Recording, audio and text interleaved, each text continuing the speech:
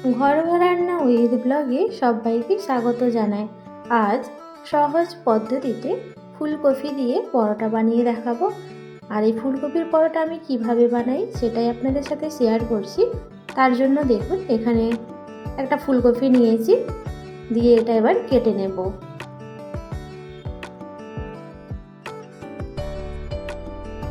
এইভাবে কেটে নেওয়ার পর এগুলো ধুয়ে নেব।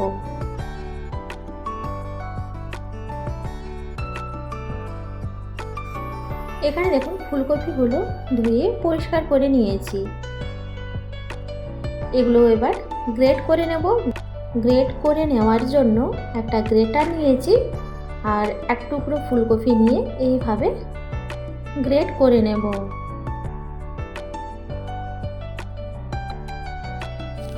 এই শীতকালে ফুলকপির পরোটা খেতে কিন্তু অসাধারণ লাগে। ফুলকপির এই ডাঁটিগুলো কিন্তু সাইডে রেখে দেবো, ওগুলো আর গ্রেট করব না। এইভাবে দেখুন ফুলকপিগুলো গ্রেট করে নিয়েছি। আর গ্রেট করার সময় সাইডে যে বড় বড় ফুলগুলো একটু পড়েছিল সেগুলো নিয়েও গ্রেট করে নিলাম। এখানে দেখুন কতটা মিহি করে গ্রেট করে নেওয়া হয়ে গেছে। দিয়ে ফুলকপির মধ্যে স্বাদ অনুযায়ী লবণ দিয়ে ভালো করে মাখিয়ে নেব। সময় নিয়ে এই কাজটি করতে হবে। মাখিয়ে নেওয়ার পর এটা 5 মিনিট রেখে দেব।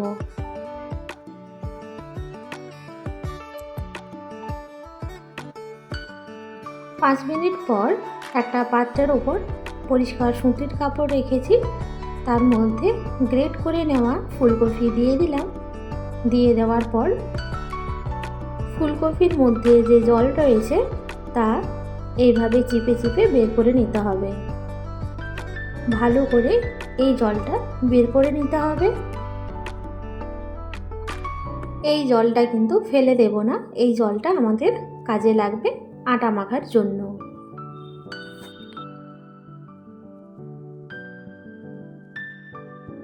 খুব সুন্দরভাবে ফুলকপির মধ্যে যে জল ছিল তা চিপে বের করে নিয়েছি। দিয়ে একটা পাত্রের মধ্যে ফুলকপিগুলো দিয়ে দিলাম। দিয়ে দেওয়ার পর এগুলোকে সাইডে রেখে দেব।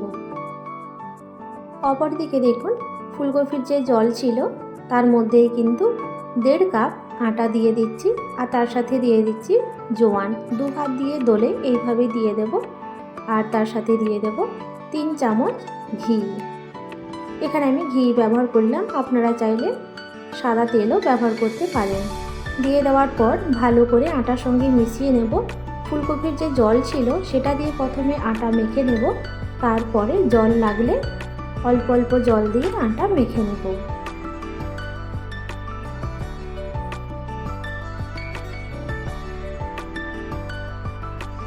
এখানে দেখুন আটা খুব সুন্দর করে মেখে নিয়েছি। মেখে নেওয়ার পর এর ওপর থেকে সাদা তেল দিয়ে দিলাম। দিয়ে আটার চারপাশে লাগিয়ে দেব। লাগিয়ে দেওয়ার পর এটা 5 মিনিট ঢাকা দিয়ে রেখে দেব।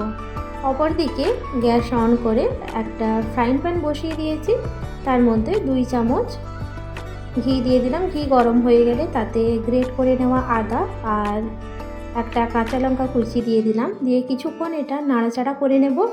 তারপরে দিয়ে দেব হিং। হিং দিয়ে দেওয়ার পর আবারও কিছুক্ষণ এটা নাড়াচাড়া করে নেব।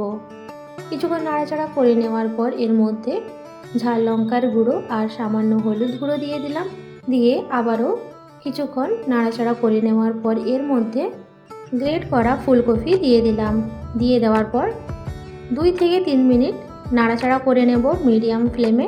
লো ফ্লেমে এটা নাড়াচাড়া করা যাবে না, তা না হলে ফুলকপি থেকে আবারও জল বেরিয়ে আসতে শুরু করবে। লবণ যেহেতু ফুলকপির মধ্যে 5 মিনিট মাখিয়ে রেখেছিলাম তাই আর দিলাম না। ভাজা জিরা গুঁড়ো আর ধনেপাতা কুচি দিয়ে দিলাম। এটাও কিছুক্ষণ নাড়াচাড়া করে নেব। কিছুক্ষণ নাড়াচাড়া করে নেওয়ার পর এর মধ্যে ডেসিকেটেড কোকোনাট দিয়ে দিলাম। এটা অপশনাল, আপনারা চাইলে দিতেও পারেন আবার নাও দিতে পারেন। কিছুক্ষণ নাড়াচাড়া করে নেওয়ার পর গ্যাসের ফ্লেম অফ করে দিয়ে এটা ঠান্ডা করে নেব। এখানে দেখুন ফুলকপির পুর খুব সুন্দরভাবে ঠান্ডা হয়ে গিয়েছে। আর এদিকে আটা 5 মিনিট মেখে রেখেছিলাম সেটাও ঢাকনা সরিয়ে আবারও ভালো করে এটা মুথে নেব। ভালো করে মুথে নেওয়ার পর আটা থেকে লেচি কেটে নেব। আমি একটু বড় বড় সাইজের লেচি করে নিচ্ছি। লেচি কাটা হয়ে গেলে এগুলো গোল করে নেব। আমার মতো করে এইভাবে আপনারা ফুলকপির পরোটা বানিয়ে দেখুন, অসাধারণ লাগবে। গোল করে নেওয়া হয়ে গেলে একটা আটার লেচি নিয়ে এইভাবে বাটির মতো করে নেব। ধারগুলো একটু পাতলা করতে হবে আর মাঝখানটায় মোটা থাকবে। এইভাবে বাটির মতো করে নেওয়ার পর এর মধ্যে ফুলকপির পুরটা দিয়ে দেব।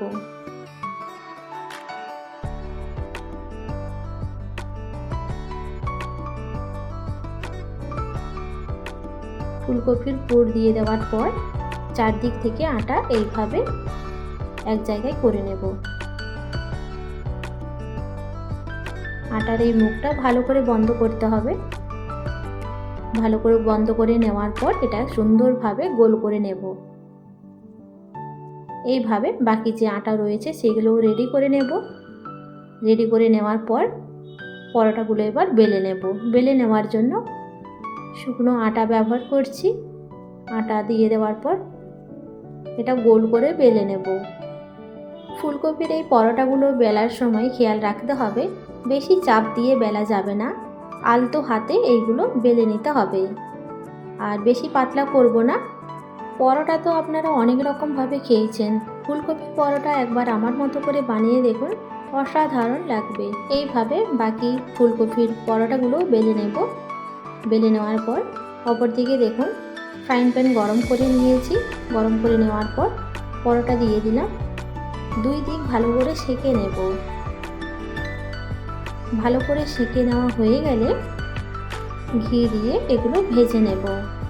এখানে আমি ঘি ব্যবহার করছি, আপনারা চাইলে সাদা তেলও ব্যবহার করতে পারেন।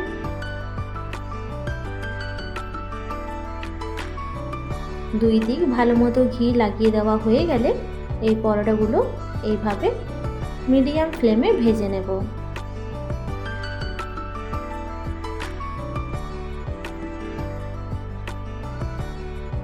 দুই দিক ভালো মতো পরোটা ভাজা হয়ে গেলে এটা তুলে নেব।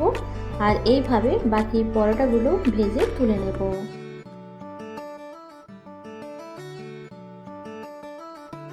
গরম গরম ফুলকপির পরোটা পছন্দসই খাবার দিয়ে পরিবেশন করুন, অসাধারণ লাগবে।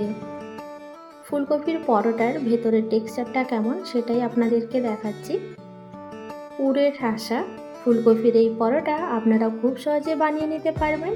আমার এই রেসিপি আপনাদের ভালো লাগলে অবশ্যই একটা লাইক দেবেন আর কমেন্টে জানাবেন। আজ তাহলে এই পর্যন্ত, দেখা হবে নতুন একটা রেসিপি নিয়ে। সবাই ভালো থাকবেন, সুস্থ থাকবেন।